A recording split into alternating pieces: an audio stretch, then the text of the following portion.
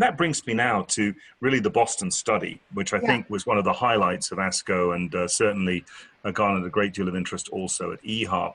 And I just want to walk through the data, if I may, and then perhaps, Christina, I'd love your comments. Yes, essentially, the rationale was built from the preclinical observations that selinexor was highly synergistic with proteasome inhibition. Then, of course, there was very encouraging data from STOMP that showed both with bortezomib and with carfilzomib, the combination was both highly active and well tolerated. And the rationale was very simply to bring forward a selinexor-based platform into early relapse, recognizing that this very courageous effort in the STORM study was in end-stage patients. What then would be the benefit of bringing selinexor earlier? And so this was a 1 to 3 prior lines of treatment. It was a truly international multi-center trial. What I particularly liked about Boston is it was a real-world study. We had participation strongly from Europe, Eastern Europe included, and we also had centers in India to reflect that point, as well as, of course, Asia. And so as we think about Boston, it's important to recognize that. And some of these centers were for the first time using selinexor. And that's, I think, pretty much a very important stress test, actually, for any novel agent. That when you're delivering it into the hands of centers that have never used it before in the context of a pivotal approval finding phase 3 trial, that again is pretty courageous. In the study, we also set about a very novel design. Basically, the control group was classically administered bortezomib dexamethasone, given until progression and or intolerance. And in the same context, the administration of the bortezomib subcutaneously twice a week, days 1, 4, 8, and 11, and really the gold standard of proteasome inhibition in the relapse setting, recognizing that, of course, in relapse disease, the other major player in this space is carfilzomib.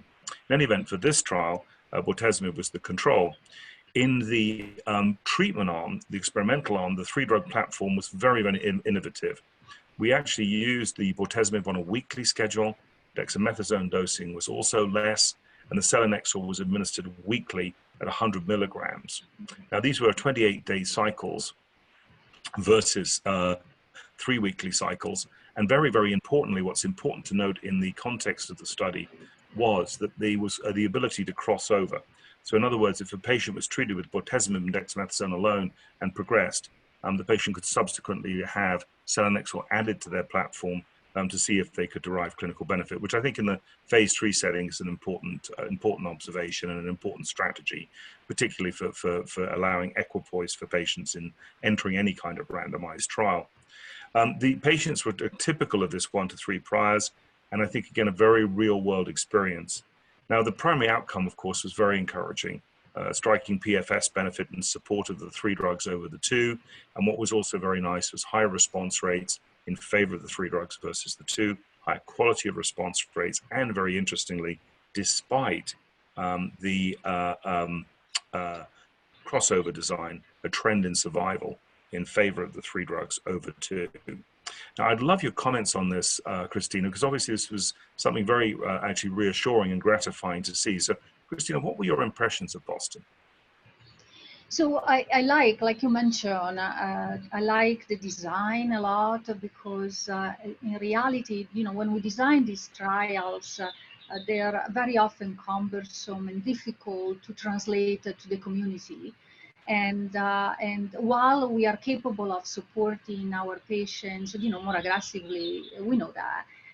We have a team and we support them aggressively. In the community is not the same. So I love the fact that the bortezomib selinexor, the bortezomib was given once a week with the selinexor once a week, and that was important because in reality, you know, we know that particularly in the community, in the relapse setting, the bortezomib is used weekly. So it was important to have the data.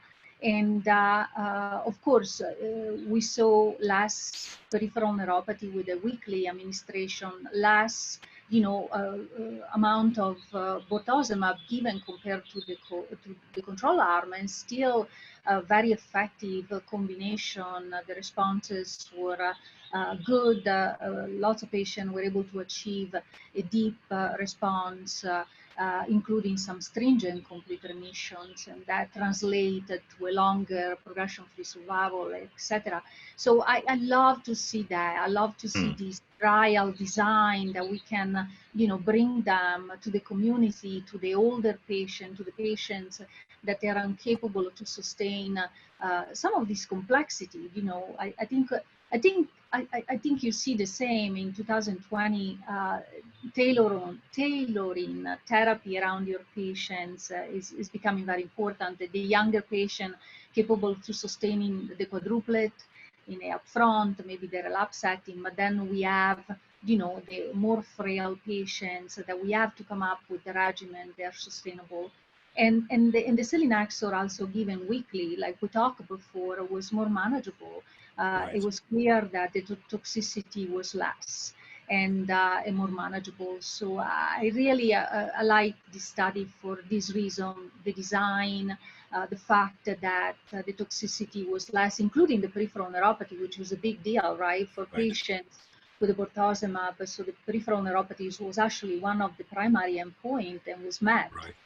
They had less neuropathy, and so I like that. I like what I saw. I think is a new regimen that can be used for patients, again, sensitive to bortezomib, which it makes sense. Selinexor enhances the I kappa beta, so there is this synergistic with the proteasome inhibition or the proteasome inhibitor. So it's a beautiful combination, and I liked it. I was impressed.